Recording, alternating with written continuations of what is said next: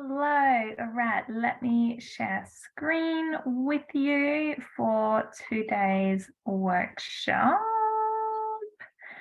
and present that one. Awesome. So today we are looking at carbohydrates. So carbohydrates are such a controversial topic, which is why I want to jump into it today with you guys and just kind of run through my take on carbs and how it really varies for everyone. Like, I feel like there's such a diverse range of opinions when it comes to carbohydrates, and definitely they're important at different times throughout, I want to say, your life, your health journey. We're all going through different things. If you're exercising more, your requirements change. If you're pregnant, if you're breastfeeding, if you have diabetes, if you've got a bacterial overgrowth, if you've been really unwell, if you're traveling, your carbohydrate intake will change. So it does vary a lot, not only from person to person, but also from, over different situations. And I like to kind of give a sort of overall opinion, but kind of go, okay, look, if you're struggling with PCOS, if you've got parasites, if you've got bacterial overgrowth, there may be variations in the type of carbs and how much carbohydrates. And then bearing in mind that a lot of people also count macros or have different requirements for their training programs, or if they're going into cuts or not going into cuts when it comes to carbohydrates as well. So going to break down some of that for you guys today. So I feel like we go through these stages where we used to think fat was the enemy, and then it's carbohydrates, and then some people think it's meat, and then some people think it's plants or nuts or seeds, all those things. So there is always so many opinions around a food group, and there is no, unfortunately, one answer that sums up what is perfect for you. So it's always going to vary. At certain times, you might require more fats or you might require more carbs. So I feel like it varies a bit from person to person, and also depending on what's going on with your gut, how much can you handle, what's going on with your immune system, are you in a healing phase? Because if you're in a healing phase, then sometimes we need more fats or more bone broths, or more of those sort of slow cook type meals. Whereas if you're in a high competing phase, then you might just need quite fast, easy to digest, low fat meals. So it's always going to vary. But I love carbs. I always try to include a component in my clients' healing programs. Generally, I towards more of a high carbohydrate load, but always number one is maintaining that protein consistency. So we need to get that protein down packed, and then we'll vary our carbs and our fats around that generally. So carbohydrates, I love them personally because I exercise a lot. So fuel for thinking, for working, for moving, for having a period, for exercising are really, really important. So how much you need will depend on what you're currently doing. So if I'm exercising or riding or running a lot, my carbohydrate intake generally goes up and my whole caloric intake goes up because I'm moving so much more. But my personal stance on women is I generally like to see most women eating over 2,000 calories each day, okay? And your carbohydrate range will vary depending on sort of what you're doing. So some of you might be more at that, a low carb diet is generally like really, really low. Like some people are only hitting 30, 40 grams of carbs. Some people are so much higher. So it will vary from person to person. I like to see women closer up towards the 200 range of carbs. I feel like that's a lot nicer. It gives you a lot more energy. It also means that when you're planning your meals, it means that you can do what I call like a ratio of your protein to carbs. So to balance those blood sugars, I like to see a minimum of 1-to-1 of carbohydrates to protein. So what that means is if you have 30 grams of protein in that meal, so say you have 120 grams of cooked salmon, that's probably about 30 grams of protein. If you're getting 30 grams of protein out of that, then you want 30 grams of carbs in that meal as well, okay? So that 1-to-1 ratio is really, really important.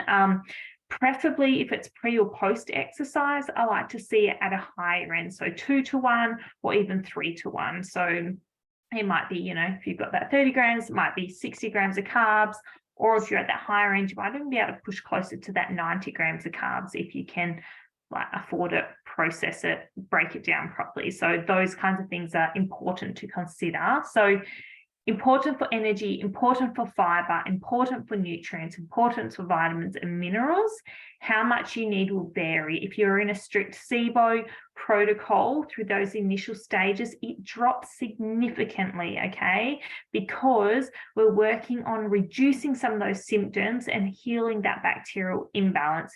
It will increase as your gut can handle it. And you read a lot of the science literature and it talks about training your gut to handle carbohydrates. So if you've been on a very low carb diet, you can't just stack on heaps of fruit and potatoes and pasta. I think your body's going to be able to handle it, okay? Because A, it's got to adapt to that amount of fiber, also to amount of food moving through your whole system, okay? And making sure your blood sugar can handle that. So having your proteins and your fats with it. So I like to get it from more of your starchier type carbs, your potatoes, your rice, your fruits, those kinds of things, sort of my go-to. And then to top it up, things like your orange juice in your adrenal cocktail, organic marmalade is a big one for me. Honey is a big one for me. Just some of those things to bump up those extra sort of carbs, because otherwise, if you're trying to get it all from fruit and potatoes and rice, you end up eating a lot of food, like it's a bulk amount of food. So sometimes it's easier to top it up with those extra things like your juice and stuff. So how many carbs per day? Like I said, a serve in each meal, unless you're on these specific diets where your requirement might go up or down, and that's where you work with your practitioner to find that amount. Using macros and counting macros is really important at certain times of your healing journey, okay? So there will be times when counting your macros is fantastic, and there will be times where it's too much, okay? So if you've moved through those sort of initial parasitic candida, bacterial overgrowth type stages, and you're out of those more restrictive diets, then you can track your macros to ensure you're getting that blood sugar balance. If you've got PCOS or hormone imbalances or missing periods or any of those things, then I do recommend doing it, because then you can ensure that you're balancing those blood sugars at every meals. And I find that really important personally, because otherwise I'll probably undereat in carbohydrates and overeat in fat or protein, okay? So just ensuring that balance is really, really important. And then again, if you're an athlete, that requirement can change as well, because obviously you might need more rather than going on erring on the side of caution so much. Now, I like to keep it simple and look at my plate. So I'll go, okay, quarter cup carbs, quarter cup proteins, and then making sure I've got a good bit of fiber in there as well. So generally I'll kind of go a bit of leafy greens, but I also tend now to use more fruit. So I'll have a quarter cup of that starchy carbs, and then a lot of protein and fats, and then I'll go a bit of pumpkin or fruit or something that's quite easy to digest. Now, gluten is a tricky one, and I always get questions on gluten about, do we need it? Why I don't personally go, please go eat gluten. I find that most of my clients cannot handle gluten as part of the high FODMAP, SIBO type diet stuff. I don't say you can never eat it again. I just say, while you're in this healing phase, it's hard for your body to break down, to digest. And a lot of the people I work with are reacting to gluten and reacting to dairy because they've got a gut dysbiosis, okay? So understanding that there's a time and a place, and it might be the gluten or it might be the high FODMAP component. So working that out for yourself as well and going, okay, using the Monash University app, these foods are higher in the same type of thing as gluten, so, but I can handle garlic, onions, beans, it's just the gluten component, or I can handle a little bit of spelt white sourdough, which is low FODMAP, but I can't handle rye bread, which is high FODMAP, and they've both got gluten in it. So Trying to swap it out while you're healing is really important, but being mindful of what you're swapping it with. If you're swapping it with cheap gluten-free bread, that is no better because it's got a lot of thickeners and additives and vegetable oil and canola oil and all that other crap in it, then I don't want you having it at all. But if you've got a good gluten-free bread like I have, like a buckwheat sourdough, or you are swapping it for roast veggies or something else, then awesome, perfect, okay? You can then trial it once you've done at least 12 weeks of gut healing work. You can try it a little bit, add it back in, see how you go, and monitor your symptoms from there. So your complex carbohydrates, you're thinking about things like your sweet potato, like your banana, like your rice, like your buckwheat, your quinoa, those things, and swapping those simple carbs that you're eating with those complex carbohydrates, okay? So just trying to find some good alternatives there can be really helpful for you, especially if you're just eating a lot of like, even things like rice thins are quite processed, and things that just like your gluten-free crackers and stuff, trying to find something with a little bit more starch and substance is going to be a lot better for your gut in overall. So some recipes that are in your modules that you can get your hands on are things like your quinoa salad. I love sweet potato in things. Veggie pastas can be really good if you've got a good brown rice pasta. Quiches, but with like a sweet potato crust, using sweet potato in lasagna or eggplant or things to create those layers. Some of your brown rice, like I like making like a salad with tofu, broccoli, brown rice can be really delicious. Sweet potato toast can be a really good option. Brown rice noodles are a really good one that I use a lot of.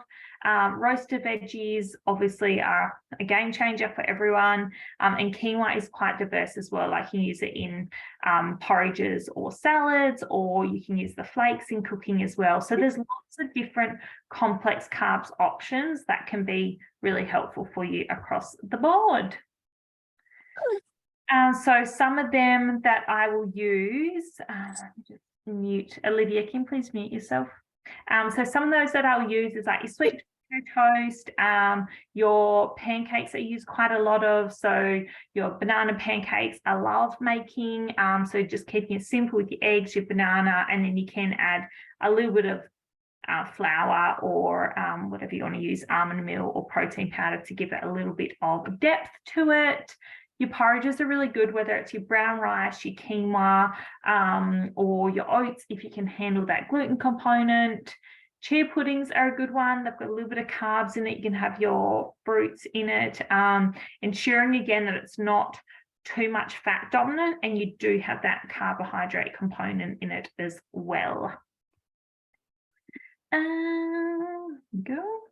Cool. So that's your workshop for today. Post questions in the Facebook group. Gut Health Solutions is the free Facebook group, and then the root cause program for the paid clients. I hope that was helpful. I know there is a lot of controversy around carbohydrates, but remember it's specific to you, your healing journey, where you're at, and then the types and the amounts. So understand macros, understanding tracking, understanding your gut and where your gut is at, and understanding that balance from protein to carbohydrates to fats is going to be key in weight loss, in bloating, and in healing your gut microbiome.